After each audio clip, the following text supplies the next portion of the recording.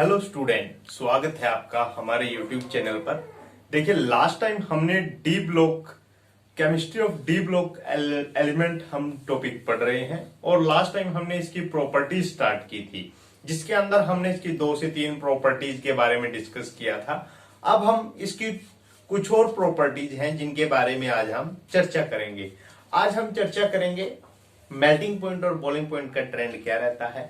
इसके बाद reactivity check करेंगे, ठीक है। रिएक्टिविटी ऑर्डर क्या है, ठीक है, in a group in a period. And इसके बाद जो है हम मेटेलिक करैक्टर के बारे में चर्चा करेंगे, आयनाइजेशन एनर्जी के बारे में चर्चा करेंगे और लास्ट में हम ऑक्सीडेशन स्टेट के बारे में भी जानेंगे कि ऑक्सीडेशन स्टेट कौन कौन से डिफरेंट ऑक्सीडेशन स्टेट हैं जो डी ब्लॉक एलिमेंट शो करते हैं, और ऑक्सीडेशन स्टेट जो है वो रिलेटिवली किन चीजों के ऊपर डिपेंड करती है। उसकी जो स्टेबिलिटी है किसी भी ऑक्सीडेशन स्टेट की, वो किन किन चीजों के ऊपर डिपेंड है, वो सारी चीज हम आज जानेंगे। तो ये बहुत इंपॉर्टेंट प्रॉपर्टीज हैं। कुछ मोस्ट इंपॉर्टेंट प्रॉपर्टीज जो इसके अंदर हैं, जैसे melting point and boiling point, बहुत इंपॉर्टेंट चीज है, कई बार पूछी जाती है। आयनाइजेशन एनर्जी है, मेटेलिक करैक्टर आप जानते ही हो कि सभी के सभी मेटल होते हैं। इसके बाद रिड्यूसिंग करैक्टर आता है। रिड्यूसिंग करैक्टर में हम इलेक्ट्रोड पोटेंशियल निकालते हैं और इसका जो हम सेल क्रिएट करते हैं एक हाइड्रोजन इलेक्ट्रोड के साथ कंपेयर करके, फिर हम इसका इलेक्ट्रोड पोटेंशियल निकालते हैं, ठीक है। उससे हम रिड्यूसिंग करैक्टर देखते हैं। और नेक्स्ट है रिएक्टिविटी। रिएक्टिविटी के बारे में चर्चा करेंगे। जनरली हार्ड होते हैं, इतने ज्यादा रिएक्टिव नहीं है सभी के सभी डी ब्लॉक एलिमेंट। और नेक्स्ट आएगा ऑक्सीडेशन स्टेट। ये बहुत इंपॉर्टेंट है ऑक्सीडेशन स्टेट वाला जो ये पॉइंट है, क्योंकि ऑक्सीडेशन स्टेट एक काफी लंबा टॉपिक है इसका और डिफरेंट तरह के ऑक्सीडेशन स्टेट जो है वो डी ब्लॉक एलिमेंट शो करते हैं। तो ये काफी इंपॉर्टेंट टॉपिक रहने वाला है। तो देखिए, आज हम स्टार्ट करते हैं। हमारा फर्स्ट टॉपिक है मेल्टिंग एंड बॉइलिंग पॉइंट। देखिए, मेल्टिंग और बॉइलिंग पॉइंट जो है वो डिपेंड करता है कि जो हमारे पास कंपाउंड है या जो भी एलिमेंट है उसके एटम के बीच का बॉन्डिंग कैसा है। अगर बॉन्डिंग स्ट्रॉन्ग है तो melting and boiling point high होगा, ठीक है। जनरली हम देखते हैं कि जितने भी डी ब्लॉक एलिमेंट होते हैं सभी के सभी मेटल हैं और मेटल जनरली हार्ड होते हैं, ठीक है। हार्ड है तो इनका मेल्टिंग और बॉइलिंग पॉइंट भी क्या होगा, हाई होगा। मेल्टिंग एंड बॉइलिंग पॉइंट कैसा है, वेरी हाई। तो अब देखिए, जो ये मेल्टिंग या बॉइलिंग पॉइंट है वो डिपेंड करता है कि आपके पास जो बॉन्ड है उसका स्ट्रेंथ कितना है, ठीक है। किसके ऊपर डिपेंड है, बॉन्ड स्ट्रेंथ के ऊपर। अब जो बॉन्ड स्ट्रेंथ है वो डिपेंड करती है, वो डायरेक्टली प्रोपोर्शनल होती है जितने नंबर ऑफ अनपेयर्ड इलेक्ट्रॉन है। नंबर ऑफ अनपेयर्ड इलेक्ट्रॉन, ठीक है। जितने ज्यादा अनपेयर्ड इलेक्ट्रॉन होंगे उतनी ज्यादा बॉन्ड स्ट्रेंथ होगी, उतना मजबूत बॉन्ड बनेगा और उतना ही ज्यादा क्या होगा, मेल्टिंग पॉइंट या बॉइलिंग पॉइंट होगा, ठीक है। अब हम देखते हैं कि जो मेल्टिंग और बॉइलिंग पॉइंट है, अगर हम इसका ग्राफ देखें तो मेल्टिंग और बॉइलिंग पॉइंट जो है of these element rise to a maximum value near group 7 and 8 and then decrease with increase in atomic number. कहते हैं जैसे जैसे एटॉमिक नंबर इंक्रीज होता है तो हमारा मेल्टिंग और बॉइलिंग पॉइंट वो ग्रुप 7 और ग्रुप 8 तक तो मैक्सिमम जाता है। ग्रुप 7 और ग्रुप 8 तक तो मैक्सिमम होता है, उसके बाद क्या है, डिक्रीज करना स्टार्ट कर देता है। यानी जब हम इसके ग्राफ की बात करते हैं तो देखिए, ग्राफ आपको नजर आ रहा होगा melting and boiling points of d block elements. तो पहले तो जो है melting and boiling point increase होता है और देन एक मैक्सिमम पॉइंट पे जाने के बाद क्या होता है, डिक्रीज होता है, ठीक है। तो ऐसा क्यों है, इसके बारे में हम जानेंगे। देखिए, जब हम पीरियड की बात करते हैं कि जब हम लेफ्ट से राइट की तरफ जाते हैं तो पहले तो मेल्टिंग और बॉइलिंग पॉइंट इंक्रीज हो रहा है, उसके बाद डिक्रीज हो रहा है। अब मैंने आपको बताया कि जैसे जैसे बॉन्ड स्ट्रेंथ इंक्रीज होगी, अगर बॉन्डिंग अच्छी होगी, आपको पता है कि मेटेलिक बॉन्डिंग होती है इनके बीच में जो भी डी ब्लॉक एलिमेंट है। अब देखिए, जितना अच्छा बॉन्डिंग होगा उतना ज्यादा मेल्टिंग और बॉइलिंग पॉइंट होगा। और बॉन्डिंग का जो स्ट्रेंथ है वो डिपेंड करता है नंबर ऑफ अनपेयर्ड इलेक्ट्रॉन के ऊपर। अब जब हम देखिए मैं फर्स्ट ट्रांजिशन सीरीज की बात करता हूं, जब हम यहां से स्टार्ट करते हैं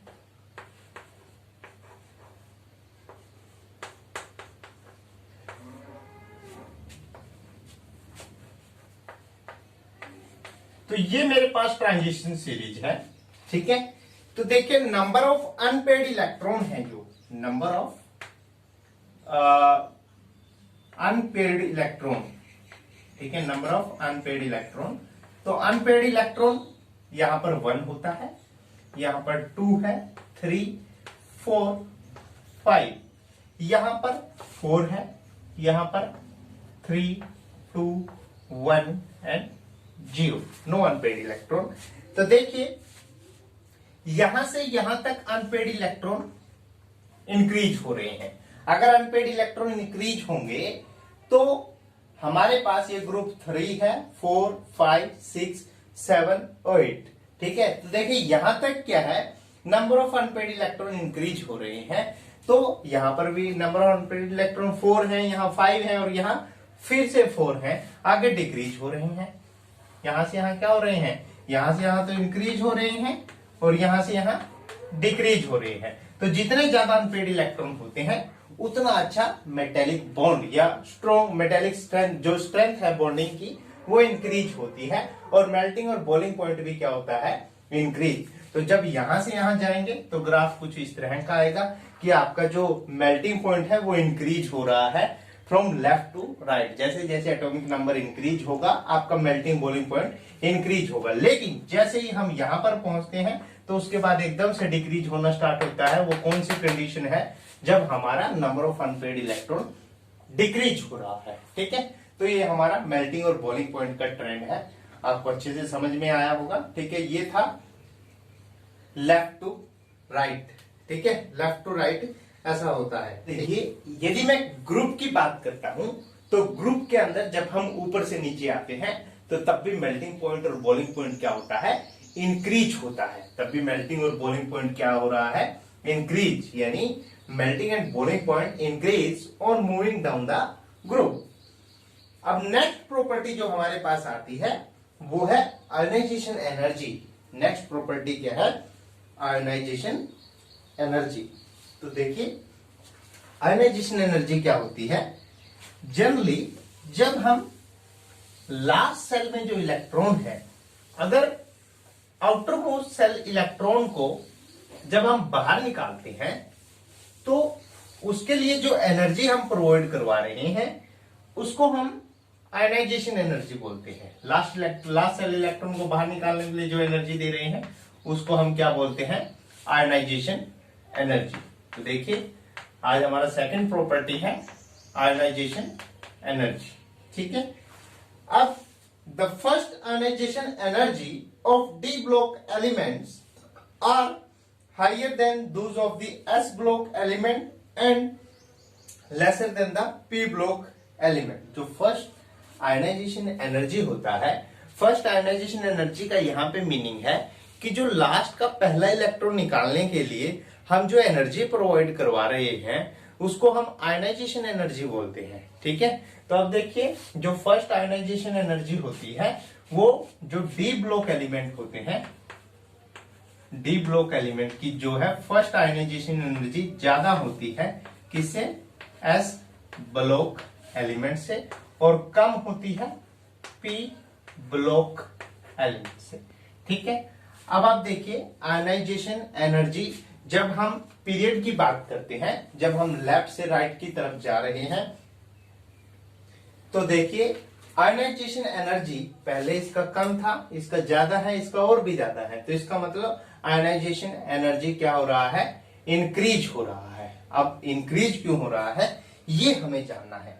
तो देखिए जनरली जब हम लेफ्ट से राइट की तरफ जाते हैं तो देखिए अभी हमने जैसा देखा था कि जैसे हम स्कैंडियम से स्टार्ट करते हैं, मैग्नीज तक आते हैं और फिर जिंक तक जाते हैं, यानी जब हम पीरियड में लेफ्ट से राइट जा रहे हैं तो हमारा न्यूक्लियर चार्ज जो इसका न्यूक्लियर चार्ज है वो इंक्रीज हो रहा है। अब न्यूक्लियर चार्ज क्या है, जो अट्रैक्शन है आउटर मोस्ट इलेक्ट्रॉन और न्यूक्लियस के बीच वो इंक्रीज हो रहा है। जब हम लेफ्ट से राइट जा रहे हैं, अगर वो इंक्रीज हो रहा है तो आउटर मोस्ट इलेक्ट्रॉन को वो अच्छे से अपनी तरफ खींच रहा है, तो जिसकी वजह से हमें एनर्जी ज्यादा देनी पड़ेगी इलेक्ट्रॉन को बाहर रिमूव करने के लिए। तो इसीलिए जो आयनाइजेशन एनर्जी होती है, फर्स्ट आयनाइजेशन एनर्जी की यदि हम बात करें तो फर्स्ट आयनाइजेशन एनर्जी क्या होती है, लेफ्ट टू राइट जाते हुए इंक्रीज। जब हम लेफ्ट टू राइट जा रहे हैं तो क्या हो रही है, इंक्रीज फर्स्ट आयनाइजेशन एनर्जी। ठीक है, ये आयनाइजेशन जो एनर्जी इंक्रीज हो रहा है उसका ट्रेंड जो है वो सिंपल ट्रेंड नहीं है। ठीक है, अब जब हम सेकंड आयनाइजेशन एनर्जी की बात करते हैं तो सेकंड आयनाइजेशन एनर्जी के केस में क्या होगा, जैसे कुछ एक्सेप्शनल बिहेवियर शो करते हैं, जो क्रोमियम होता है और जो कॉपर, इनके केस में आयनाइजेशन एनर्जी, जो सेकंड आयनाइजेशन एनर्जी है वो क्या है, वेरी हाई होती है, सेकंड आयनाइजेशन एनर्जी। अब ऐसा क्यों है, तो देखिए जब हम इसके इलेक्ट्रॉनिक कॉन्फ़िगरेशन लिखते हैं तो 3D में 5 इलेक्ट्रॉन है और 4s में 1 इलेक्ट्रॉन होते हैं, और यहाँ पर 3D में 10 इलेक्ट्रॉन है और 4s में 1 इलेक्ट्रॉन है। तो देखिए फर्स्ट आयनाइजेशन एनर्जी तो लो होगी, 1 इलेक्ट्रॉन ये जल्दी से बाहर निकाल देंगे, लेकिन देखिए जब सेकंड आयनाइजेशन एनर्जी की बात करते हैं तो अब यहाँ पर स्टेबल कॉन्फ़िगरेशन बचा हुआ है। ठीक है, तो स्टेबल कॉन्फ़िगरेशन में से इलेक्ट्रॉन निकालना बहुत ही मुश्किल होता है, बहुत हाई एनर्जी देनी पड़ती है, इसी वजह से इसका जो सेकंड आयनाइजेशन एनर्जी होता है is very high, is very high. तो वेरी हाई होने का रीजन यही है क्योंकि स्टेबल कॉन्फ़िगरेशन है। ठीक है, तो ये हमने पढ़ा कि ऐसा एक्सेप्शनल बिहेवियर कुछ एलिमेंट दिखाते हैं, तो वो क्यों दिखाते हैं।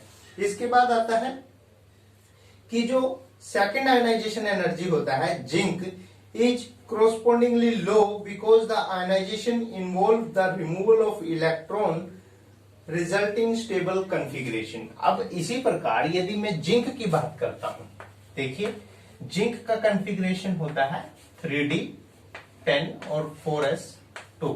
अब मैं एक इलेक्ट्रॉन निकालता हूं तो सबसे पहले इलेक्ट्रॉन 4s में से जाता है, तो देखिए ये मेरे पास कॉन्फ़िगरेशन बचता है, और यदि मैं दूसरा इलेक्ट्रॉन रिमूव करता हूं, यहां पर तो एक इलेक्ट्रॉन रिमूव किया है, ठीक है, मैं एक और इलेक्ट्रॉन को रिमूव कर देता हूं, तो देखिए मेरे पास जो है ये कॉन्फ़िगरेशन बचता है 3D 10 4s0।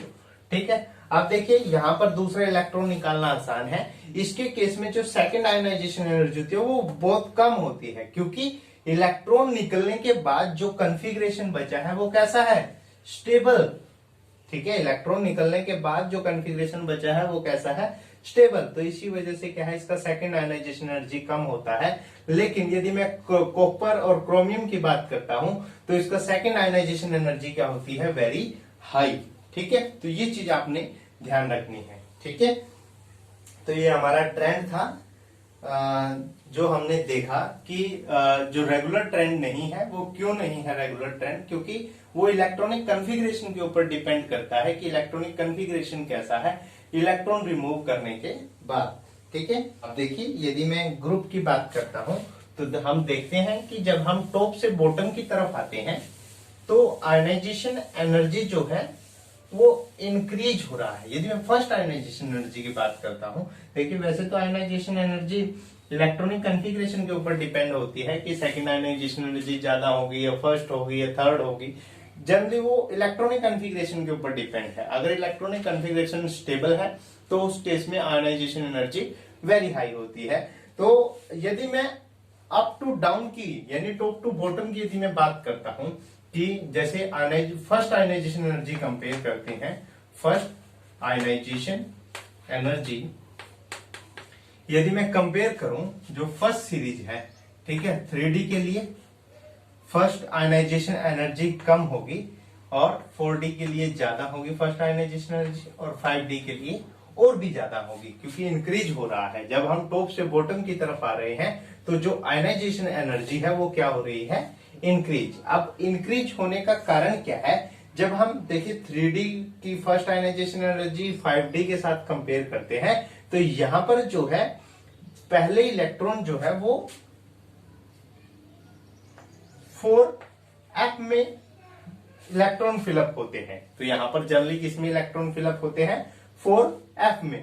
तो जिसकी वजह से क्या है एंटी पेनल्टीमेट शेल है जो उसके अंदर एफ ऑर्बिटल के अंदर इलेक्ट्रॉन फिलअप हो रहे हैं, जिसकी वजह से जो न्यूक्लियर चार्ज है, ठीक है, जो इफेक्टिव न्यूक्लियर चार्ज है वो ज्यादा लगेगा एज कंपेयर टू जो 3D के केस में लग रहा है। हमने देखा था कि जैसे लेफ्ट टू राइट जाते हैं तो न्यूक्लियर चार्ज क्या हो रहा है, बढ़ रहा है, तो उसकी वजह से आयनाइजेशन एनर्जी भी इंक्रीज हो रही थी। लेकिन जब हम ऊपर से नीचे आते हैं, ठीक है, तो यहाँ पर जो शिल्डिंग है किसकी वजह से, 4f इलेक्ट्रॉन की वजह से या एंटी पेनल्टीमेट f ऑर्बिटल की वजह से वो हो रही है, और इसका इफेक्ट बहुत कम होता है और न्यूक्लियर चार्ज ज्यादा लगता है 5d इलेक्ट्रॉन के पास। अगर न्यूक्लियर चार्ज वेरी हाई है तो उसको अच्छे से अट्रैक्ट करेगा, ठीक है, तो जो आउटर इलेक्ट्रॉन है उनको अच्छे से अट्रैक्ट करता है, जिसकी वजह से इसमें से इलेक्ट्रॉन निकालना मुश्किल होता है। उसी की वजह से इसका जो आयनाइजेशन एनर्जी है वो क्या होता है,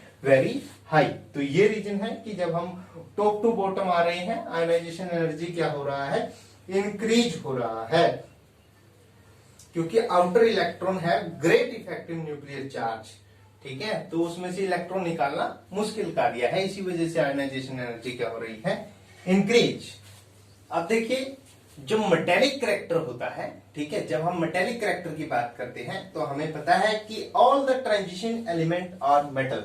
देखिए सभी के सभी ट्रांजिशन एलिमेंट जो है वो मेटल होते हैं, और मेटल की प्रॉपर्टी शो करते हैं कि ये हार्ड होते हैं, ठीक है, मेलेबल होते हैं, डक्टाइल्स होते हैं, और गुड कंडक्टर ऑफ इलेक्ट्रिसिटी होते हैं, ठीक है, सिर्फ मरकरी को छोड़ के बाकी सारे के सारे हार्ड हैं, ठीक है, ये इनकी प्रॉपर्टी होती है, ये मेटल की प्रॉपर्टी शो करते हैं, इसी वजह से एक ऐसे करैक्टर शो करते हैं मेटेलिक करैक्टर। अब मेटेलिक करैक्टर के लिए सबसे ज्यादा एक तो इनका लो आयनाइजेशन एनर्जी होता है, ठीक है, दूसरा ये हार्ड होते हैं। हार्ड क्यों है, देखिए ये हार्ड इसलिए है क्योंकि अभी अभी हमने पढ़ा था कि इनका मेल्टिंग और बॉइलिंग पॉइंट वेरी हाई होता है, और वो किसकी वजह से था, जितने ज्यादा नंबर ऑफ वैलेंस इलेक्ट्रॉन जो है, नंबर ऑफ अनपेड इलेक्ट्रॉन होते हैं इनके अंदर। जब हम देखिए स्कैंडियम से जिंक तक जब हम जाते हैं, लेफ्ट टू राइट अगर हम पीरियड में बात करते हैं, तो मैग्नीज तक तो number of unpaired electron increase होते हैं और देन क्या होते हैं, डिक्रीज,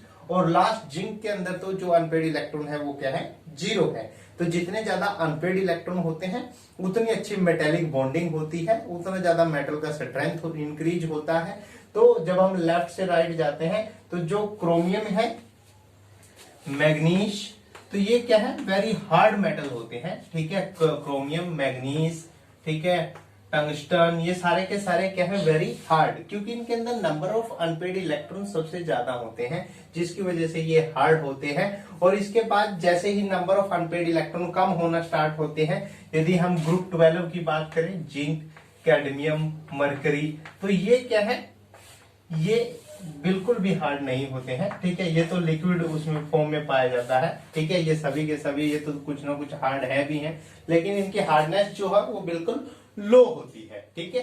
तो यानी जो मेटेलिक करैक्टर होता है वो क्या हो रहा है, डिक्रीज हो रहा है। जब हम लेफ्ट से राइट की तरफ जा रहे हैं मेटेलिक करैक्टर डिक्रीज हो रहा है। और दूसरा, जितने ज्यादा नंबर ऑफ इलेक्ट्रॉन होते हैं, अनपेड इलेक्ट्रॉन होते हैं, जितने ज्यादा नंबर ऑफ अनपेड इलेक्ट्रॉन होते हैं, तो these element exhibit high energy of atomisation. तो इनकी क्या है, हाई एनर्जी ऑफ एटोमाइजेशन होती है जितने ज्यादा नंबर ऑफ अनपेड इलेक्ट्रॉन होते हैं। यानी जब हम लेफ्ट से राइट जाते हैं तो एक टाइम तक तो number of unpaired electron increase होते हैं और फिर डिक्रीज होना स्टार्ट हो जाते हैं, ठीक है। यदि मैं ग्रुप की बात करता हूं तो जब हम 4D से 5D की तरफ आते हैं तब भी जो एनर्जी है, एनर्जी ऑफ एटोमाइजेशन, वो क्या है, इंक्रीज होती है। जो 4D और 5D सीरीज है, have greater energy of atomisation of their corresponding element to the first transition series. तो इसी वजह से क्या है, मेटेलिक करैक्टर क्या हो रहा है, इंक्रीज हो रहा है। मेटेलिक करैक्टर क्या है, इंक्रीज होता है, ठीक है। इसके बाद नेक्स्ट प्रॉपर्टी जो आती है हमारी वो है रिड्यूसिंग करैक्टर। नेक्स्ट प्रॉपर्टी क्या है, रिड्यूसिंग करैक्टर।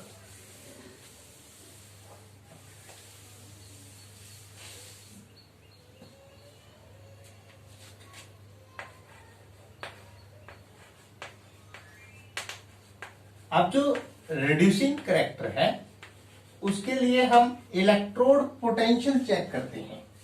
जब भी रिड्यूसिंग करैक्टर की हम बात करते हैं तो देखिए, reducing character of a metal depend upon its tendency to be oxidise. इसकी ऑक्सीडाइज होने की टेंडेंसी कितनी है उसके ऊपर इसका रिड्यूसिंग करैक्टर डिपेंड करता है। अब मान लो कोई मेटल है, वो ऑक्सीडाइज हो गया है, जितना ऑक्सीडेशन नंबर होगा उतने नंबर ऑफ इलेक्ट्रॉन उसमें से बाहर निकलते हैं। ठीक है, तो इसको हम क्या बोलते हैं, this tendency is measure in the term of reducing reduction potential. इसको हम किसकी टर्म में मेजर करते हैं, रिडक्शन पोटेंशियल। और जो स्टैंडर्ड रिडक्शन पोटेंशियल होता है किसी भी मेटल का, उसको हम कैलकुलेट करते हैं by forming a cell with standard hydrogen electrode. हम एक स्टैंडर्ड हाइड्रोजन इलेक्ट्रोड लेते हैं और उसके साथ इसका सेल बनाते हैं। किसी भी मेटल का एक स्टैंडर्ड हाइड्रोजन सेल के साथ एक सेल बनाते हैं और सेल से इलेक्ट्रोड या उसका ईएमएफ कैलकुलेट कर। इलेक्ट्रोड पोटेंशियल जितना ज्यादा नेगेटिव होता है, larger the negative value of E note. अब ई नोट की वैल्यू जो इलेक्ट्रोड पोटेंशियल है वो हम निकालते हैं। Larger negative the value of E note, stronger is the reducing agent. जितना ज्यादा नेगेटिव वैल्यू होता है ई नोट का, उतना ही ज्यादा क्या होता है, ये रिड्यूसिंग एजेंट होता है। ठीक है, अब देखिए, रिड्यूसिंग एजेंट जो है, जो डी ब्लॉक एलिमेंट होते हैं वो सारे के सारे रिड्यूसिंग एजेंट होते हैं, क्योंकि ई नोट की वैल्यू क्या आती है, डी ब्लॉक एलिमेंट के केस में ई नोट की वैल्यू सभी में क्या आती है, negative, mostly negative E note की वैल्यू आती है। तो इसकी वजह से सारे कैसे हैं, रिड्यूसिंग एजेंट होते हैं। ठीक है, अब देखिए, the electrode potential of transition element are low compare to the element of the s block element. S और पी ब्लॉक के एलिमेंट होते हैं वो ज्यादा रिड्यूसिंग है, जो गुड रिड्यूसिंग एजेंट होते हैं, और उनके केस में ई नोट की वैल्यू क्या है, मोर नेगेटिव आती है। देखिए, जितना ज्यादा नेगेटिव वैल्यू होगा इन एस ब्लॉक, ठीक है, किसकी बात हम कर रहे हैं, एस ब्लॉक या पी ब्लॉक एलिमेंट के केस में जो ये ई नोट का वैल्यू है वो मोर नेगेटिव आता है। लेकिन जैसे ही हम एस ब्लॉक से डी ब्लॉक एलिमेंट की तरफ आते हैं तो न्यूक्लियर चार्ज क्या हो रहा है, देखिए, जैसे ही हम एस ब्लॉक से डी ब्लॉक एलिमेंट की तरफ आ रहे हैं, यानी लेफ्ट से राइट की तरफ जब हम मूव कर रहे हैं, तो हमारा जो न्यूक्लियर चार्ज है वो इंक्रीज हो रहा है, या आयनाइजेशन एनर्जी भी क्या हो रही है, इंक्रीज। तो आयनाइजेशन एनर्जी इंक्रीज होने की वजह से जो यहाँ पे ई नोट की वैल्यू आती है वो क्या है, लेस नेगेटिव आती है, लेस नेगेटिव। ठीक है, तो लेस नेगेटिव होगी तो ये क्या होगा, not a good reducing agent. ठीक है, तो ये सारे के सारे है तो रिड्यूसिंग एजेंट होते हैं डी ब्लॉक, लेकिन इनका रिड्यूसिंग कैरेक्टर जो है वो एस और पी के कंपेरेटिव में क्या होता है, लेस होता है। ठीक है, और जब हम लेफ्ट से राइट जाते हुए जिंक की बात करते हैं तो जिंक है low enthalpy of atomization and large hydration energy, but also electrode potential is minus. तो देखिए, जब हम जिंक की बात करते हैं तो जिंक के केस में -0.76 वोल्ट, तो ये हमारे पास इलेक्ट्रोड पोटेंशियल होता है, और इसका इलेक्ट्रोड पोटेंशियल बहुत कम है क्योंकि आयनाइजेशन एनर्जी बहुत ज्यादा होती है। इसकी क्या है, वेरी हाई आयनाइजेशन एनर्जी, क्योंकि इसमें से इलेक्ट्रॉन निकालने के लिए क्या है, हमें बहुत एनर्जी देनी पड़ती है। अब नेक्स्ट आता है रिएक्टिविटी। अब नेक्स्ट है रिएक्टिविटी। अब देखिए, रिएक्टिविटी के लिए हमें पता है कि जो मेटल है वो सभी के सभी, जो हमारे ट्रांजिशन एलिमेंट हैं वो सभी के सभी हार्ड होते हैं।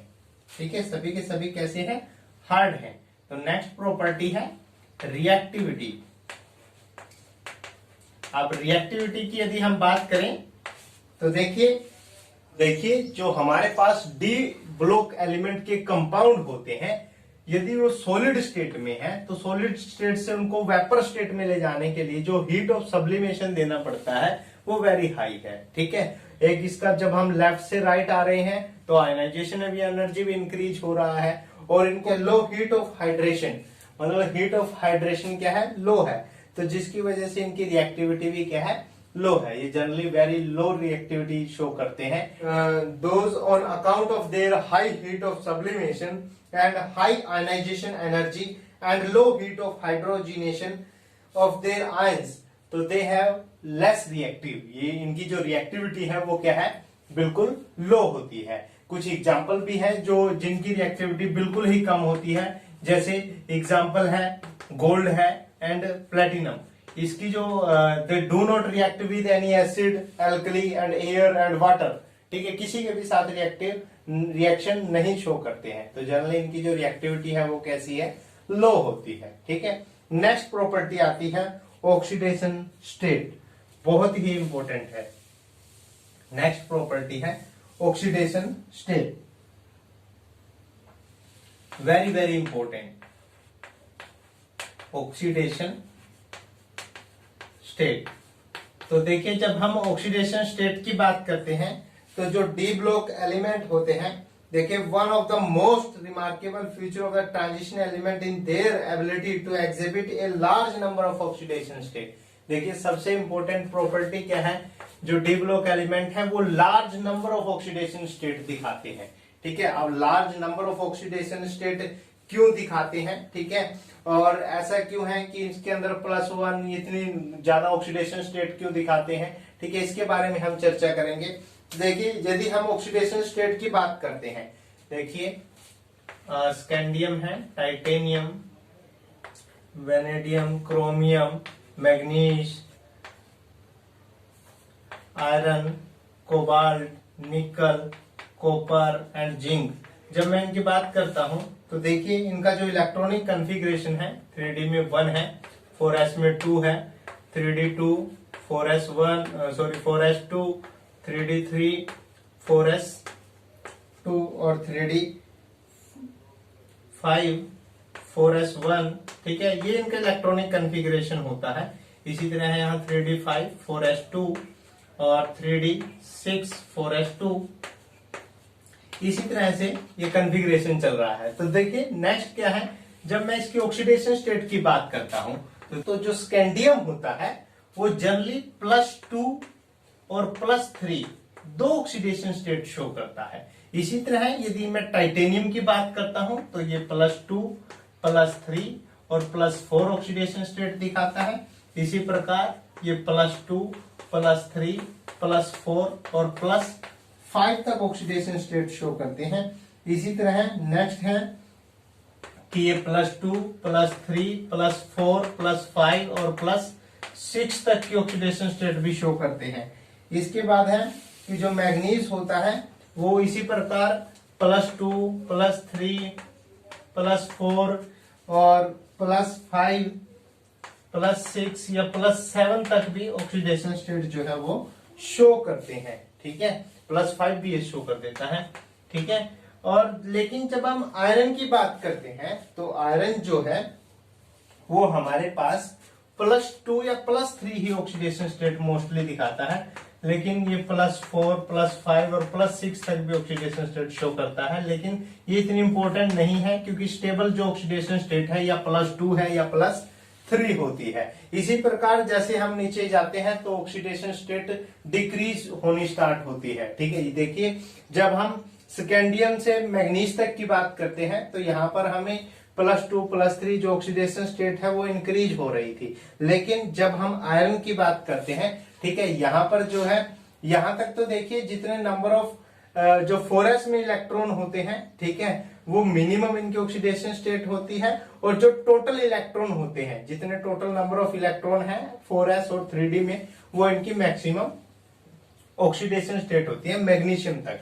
लेकिन जैसे ही हम आयरन की बात करते हैं तो वहां पर जो मिनिमम ऑक्सीडेशन स्टेट है वो तो वही रहेगी 4s में जितने इलेक्ट्रॉन होंगे, लेकिन इसके बाद जो डी में इलेक्ट्रॉन है वो ये ऑक्सीडेशन स्टेट नहीं शो करते हैं। यानी जब हम इसकी बात करते हैं आयरन की तो इसके केस के अंदर जो है minimum oxidation state is equal to the number of outer s electron and maximum oxidation state however not related to the electronic configuration. यानी जो मैक्सिमम ऑक्सीडेशन स्टेट है वो इनकी इलेक्ट्रॉनिक कॉन्फ़िगरेशन से रिलेटेड नहीं होती है। किसके केस में? आयरन से जो आगे के एलिमेंट होते हैं, ठीक है, इसकी मैं बात करता हूं कि इन सभी के केस में जो है ऑक्सीडेशन स्टेट मिनिमम तो होती है जितने आउटर 4s इलेक्ट्रॉन है, ठीक है, 4s जो इलेक्ट्रॉन है वो इसकी मिनिमम ऑक्सीडेशन स्टेट होती है, लेकिन maximum oxidation state not related to the electronic configuration, वो इलेक्ट्रॉनिक कॉन्फ़िगरेशन से रिलेट नहीं करती है, ठीक है। इसके बाद आता है यदि मैं आयरन फैमिली की बात करता हूं, आयरन फैमिली के अंदर जो 4d और 5d सीरीज होती है, देखिए यहां पर तो ये लो ऑक्सीडेशन स्टेट दिखाते हैं, लेकिन जब इसके बाद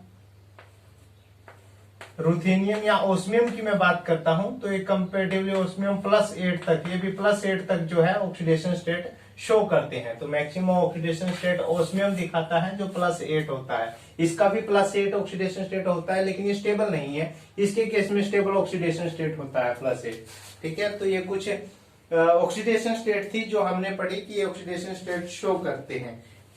इसके बाद आता है कुछ इंपॉर्टेंट फैक्टर्स हैं, कुछ इंपॉर्टेंट फैक्ट्स हैं ऑक्सीडेशन स्टेट के, वो हम डिस्कस करेंगे। जैसे सबसे पहला फैक्ट आता है कि the variation oxidation state of transition metal are due to the participation of inner n-1d and outer ns electron. तो लोएस्ट ऑक्सीडेशन स्टेट ये हमने फैक्टर पढ़ लिया है, ठीक है, जो मैंने अभी आपको बताया ये वही का वही है कि जो लोएस्ट ऑक्सीडेशन स्टेट होती है वो तो डिपेंड करती है कि जितने 4s में इलेक्ट्रॉन है, ठीक है, जैसा हमने स्कैंडियम के केस में देखा, हमने स्कैंडियम के केस में देखा था कि जो 4s में क्या है 2 इलेक्ट्रॉन थे और 3d में 1 इलेक्ट्रॉन था। तो इसका मतलब 4s के 2 इलेक्ट्रॉन है तो मिनिमम ऑक्सीडेशन स्टेट +2 दिखाएगा और मैक्सिमम ऑक्सीडेशन स्टेट +3 दिखाएगा। तो इस चीज का आपने ध्यान रखना है, ये हमारा फर्स्ट पॉइंट था ऑक्सीडेशन स्टेट के लिए, ठीक है। ये जो फर्स्ट ट्रांजिशन सीरीज है उसके लिए स्टेबल ऑक्सीडेशन स्टेट जो है, स्टेबल ऑक्सीडेशन स्टेट इज +2, ठीक है, एक्सेप्ट स्कैंडियम। ऐसा क्यों है, स्कैंडियम के केस में ऐसा क्यों नहीं हो रहा है? तो देखिए जो स्कैंडियम होता है उसके केस में पहले इलेक्ट्रॉन 4s में है, उसके बाद 4s में पहले इलेक्ट्रॉन फिलअप हो गए हैं और लास्ट इलेक्ट्रॉन किसमें फिलअप हुआ है 3d में, लेकिन यहाँ पर 3d की एनर्जी इतनी कम नहीं होती है 4s के कंपेरेटिव में, ठीक है। तो इसलिए यहाँ पर इलेक्ट्रॉन जब 4s में से 2 इलेक्ट्रॉन निकल जाते हैं, इसमें 1 इलेक्ट्रॉन बचता है वो भी निकल जाता है, तो +3 ऑक्सीडेशन स्टेट ज्यादा स्टेबल होती है। लेकिन यदि हम इसके अलावा बाकी मेंबर की बात करते हैं तो उसके केस में जो 3d है वो स्टेबल होता है 4s के कंपेरेटिव में। 4s जो है वो अनस्टेबल होती है, 4s की जो है एनर्जी ज्यादा हो जाती है एज कंपेयर टू 3d। ये हमने पहले पढ़ा है कि जैसे इलेक्ट्रॉन फिलअप होते हैं 3d की एनर्जी कम हो जाती है और 4s की एनर्जी हाई हो जाती है, तो इसमें से इलेक्ट्रॉन निकालना आसान होते हैं। तो मोस्टली जो ट्रांजिशन सीरीज है वो +2 ऑक्सीडेशन स्टेट शो करती है। जो फर्स्ट ट्रांजिशन सीरीज है उसकी स्टेबल ऑक्सीडेशन स्टेट क्या है +2, तो ये चीज आपने ध्यान रखनी है। अब नेक्स्ट पॉइंट आता है, कहता है कि for the first 5 element the minimum oxidation state is equal to the number of element in s orbital and the other oxidation state are given by the sum of s and sum of the d electron. ये चीज हम पढ़ चुके हैं, ठीक है, ये वही पॉइंट है, हमने इससे पहले पढ़ा है कि जो मैक्सिमम ऑक्सीडेशन स्टेट जो transition element up to 5 element, ठीक है, 5 एलिमेंट तक तो क्या है मिनिमम ऑक्सीडेशन स्टेट 4s में जितने इलेक्ट्रॉन है और मैक्सिमम क्या है जितने 4s और 3d में इलेक्ट्रॉन है उसके इक्वल होते हैं। लेकिन जब हम 5 से आगे जाते हैं तो उस केस में मिनिमम ऑक्सीडेशन स्टेट +2 होती है, लेकिन मैक्सिमम ऑक्सीडेशन स्टेट जो है वो इलेक्ट्रॉनिक कॉन्फ़िगरेशन से रिलेटेड नहीं होती है, ठीक है। अब इससे नेक्स्ट पॉइंट आता है, देखिए यदि ऑक्सीडेशन स्टेट +2 या +3 है, इन +2 और +3 oxidation state transition metal form ionic bond.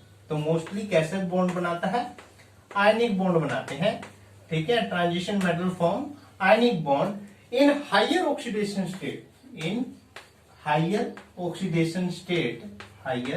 Oxidation state they form covalent bond. और हायर ऑक्सीडेशन स्टेट में कैसे बॉन्ड बनाते हैं, कोवलेंट बॉन्ड बनाते हैं। ठीक है, एग्जांपल है जैसे MnO4 नेगेटिव। ठीक है, तो इसमें मैग्नीज का जो ऑक्सीडेशन स्टेट कैसा है, +7 होता है। ठीक है, तो +7 है तो ये कैसा बॉन्ड बनाते हैं, कोवलेंट बॉन्ड इसके केस में बनता है। मोस्टली जो हाईयर इलेक्ट्रोनेगेटिव एलिमेंट होते हैं जैसे ऑक्सीजन और फ्लोरीन, उसके केस में ऑक्सीडेशन स्टेट भी क्या होता है, हाई होता है। तो यदि हाई ऑक्सीडेशन स्टेट है तो मोस्टली कैसे बॉन्डिंग होगी, कोवलेंट बॉन्ड। ठीक है, ये कोवलेंट बॉन्डिंग शो करते हैं। अब नेक्स्ट प्रॉपर्टी आती है, देखिए जो ट्रांजिशन एलिमेंट होते हैं generally form compound in low oxidation state. Low oxidation state मतलब +1 0 एंड और नेगेटिव। ठीक है, अगर ये ऑक्सीडेशन स्टेट है तो उसके केस में भी क्या है, कंपाउंड बनाते हैं। ठीक है, तो जनरली देखिए कंपाउंड कैसे बनते हैं, कुछ ऐसे मेटल होते हैं, ठीक है, जिनके अंदर क्या है, कुछ ऐसे लिगेंड होते हैं जिनके पास लोन पेयर ऑफ इलेक्ट्रॉन होते हैं। ठीक है, लोन पेयर इलेक्ट्रॉन भी होते हैं और वेकेंट ऑर्बिटल भी होता है। ठीक है, तो वो क्या करते हैं, मेटल को इलेक्ट्रॉन डोनेट करते हैं। अब मेटल लो ऑक्सीडेशन स्टेट में है, ठीक है, तो ये इलेक्ट्रॉन ऐसे इलेक्ट्रॉन लेता है। ठीक है, और जो इसके पास इलेक्ट्रॉन होते हैं ये वापिस जो है किसको ट्रांसफर करता है, जो वेकेंट ऑर्बिटल होता है हमारे लिगेंड के पास। ठीक है, तो इस तरह की जो है बॉन्डिंग होती है। ये मेटल कार्बोनिल की, ऐसे मेटल कार्बोनिल इनको हम बोल देते हैं। मेटल और कार्बन के बीच में जब बॉन्ड होता है, ठीक है, मेटल कार्बोनिल्स ये बनते हैं। तो इसके बारे में हम नेक्स्ट उसमें भी डिस्कस करेंगे, जहां पर हम कोऑर्डिनेशन कंपाउंड के बारे में डिस्कस करेंगे। ठीक है, वहां पर इस चीज के बारे में अच्छे से हम डिस्कस करेंगे कि किस प्रकार लो ऑक्सीडेशन स्टेट में भी जो है वो डी ब्लॉक एलिमेंट जो है कंपाउंड बनाते हैं। ठीक है, सभी के सभी ट्रांजिशन एलिमेंट जो है मोस्टली लो ऑक्सीडेशन स्टेट में कंपाउंड बना लेते हैं। उनके बारे में हम क्या है नेक्स्ट चैप्टर में चर्चा करेंगे। ठीक है, अब आता है कि यदि हम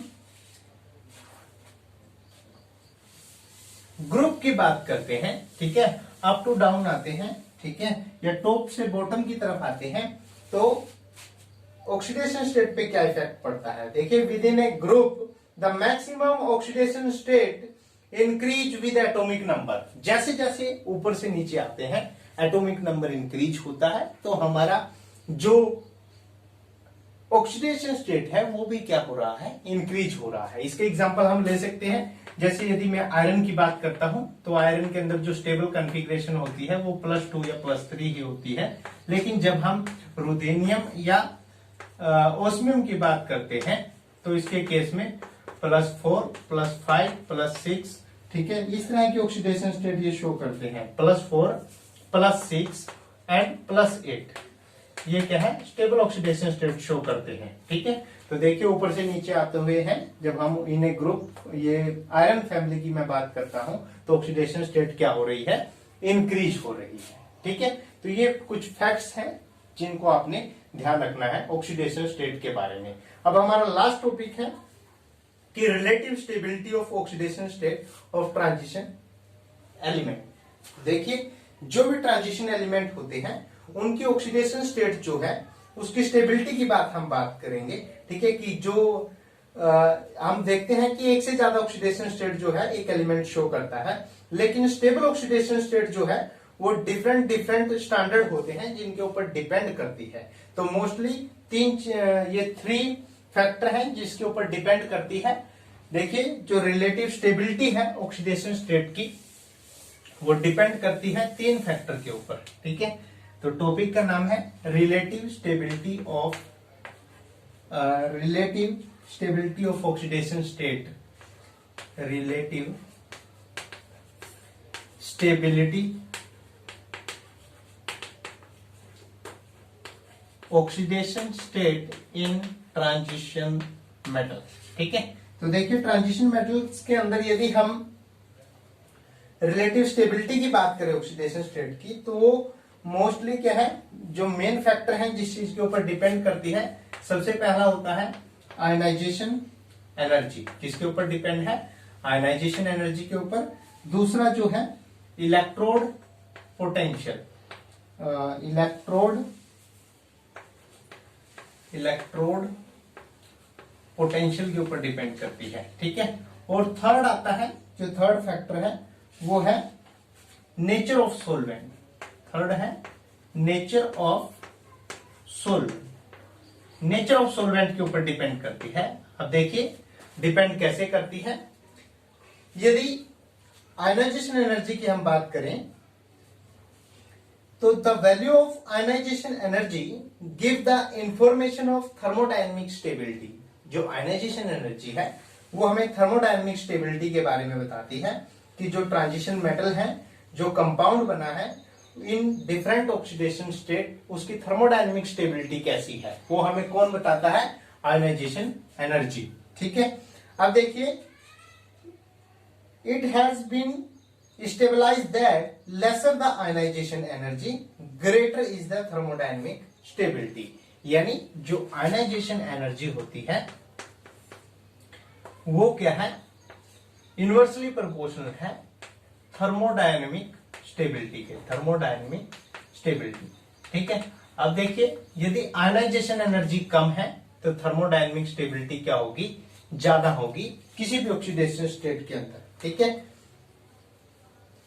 कोई भी पर्टिकुलर ऑक्सीडेशन स्टेट की यदि मैं बात करूं, अगर आयनाइजेशन एनर्जी कम है तो उसका मतलब क्या है? उसकी स्टेबिलिटी क्या होगी? ज्यादा होगी। ठीक है, तो इस प्रकार हम रिलेटेड करते हैं thermodynamic stability in different oxidation state. ठीक है, अब नेक्स्ट आता है इलेक्ट्रोड पोटेंशियल। अब इलेक्ट्रोड पोटेंशियल के साथ क्या रिलेशन है वो हम जानेंगे। The electrode potential values also help to predict the stability of different oxidation state, or in general the lower the E0 reduction, ये reduction potential यदि कम होगा वैल्यू तो greater the stability of that oxidation state। यानी जो E0 reduction है, E0 यानी reduction potential है जो, ठीक है, वो भी क्या है? इनवर्सली प्रोपोर्शनल है किसके? Stability of that oxidation state. Stability of oxidation state. ठीक है, मतलब कि अगर इलेक्ट्रोड रिडक्शन पोटेंशियल यदि इसका कम है तो स्टेबिलिटी उस ऑक्सीडेशन स्टेट की ज्यादा होगी, इनवर्सली प्रोपोर्शनल होती है। ठीक है, तीसरा आता है नेचर ऑफ सोलवेंट। अब नेचर ऑफ सोलवेंट के ऊपर डिपेंड करता है। ठीक है, तो देखिए the stability of oxidation state in a solvent also depend upon the nature of the solvent, which may itself be susceptible to oxidation or reduction under appropriate condition। देखिए अब डिफरेंट कंडीशन के अंदर हम देखेंगे कि उसको वो ऑक्सीडेशन शो करता है या रिडक्शन शो करता है। जैसे एग्जांपल यदि मैं बताऊं नेचर ऑफ सोलवेंट का, तो जो देखिए जो क्रोमियम होता है, क्रोमियम 3 पॉजिटिव और क्रोमियम 2 पॉजिटिव, आप देखिए दोनों की ऑक्सीडेशन स्टेट क्या है? डिफरेंट है। ठीक है, अब ये क्या है? जो क्रोमियम 3 पॉजिटिव होता है स्टेबल इन वाटर, एंड ये क्या है? स्टेबल होता है वाटर के साथ। स्टेबल इन वाटर, ठीक है, यानी वाटर यदि मैं सोलवेंट लेता हूं तो ऑक्सीडेशन स्टेट कौन सी स्टेबल होगी? +3। और इसमें क्या होता है? अनस्टेबल। इसके केस में कैसा होगा? अनस्टेबल होगा। यानी यदि मैं वाटर सोलवेंट लेता हूं और क्रोमियम 2 पॉजिटिव और 3 पॉजिटिव की बात करता हूं तो जो 3 पॉजिटिव ऑक्सीडेशन स्टेट है वो क्या होगी? ज्यादा स्टेबल होगी as compare to chromium 2 positive. इसी प्रकार जो Fe2 पॉजिटिव होती है ये वो भी क्या है? अनस्टेबल होती है वाटर के साथ, लेकिन Fe3 पॉजिटिव क्या होता है? वो स्टेबल होता है वाटर के साथ। ठीक है, तो ये था नेचर ऑफ सोलवेंट। तो यानी कि जो रिलेटिव स्टेबिलिटी है ऑक्सीडेशन स्टेट की वो किसके ऊपर भी डिपेंड करती है कि नेचर ऑफ सोलवेंट कैसा है। ठीक है, तो ये हमने 3 फैक्टर पढ़े। इसके बारे में और मोर एग्जांपल आपको बुक में दे रखे हैं। ठीक है, उनको भी आप रीड कर सकते हो। तो ये हमारे पास 3 फैक्टर्स थे।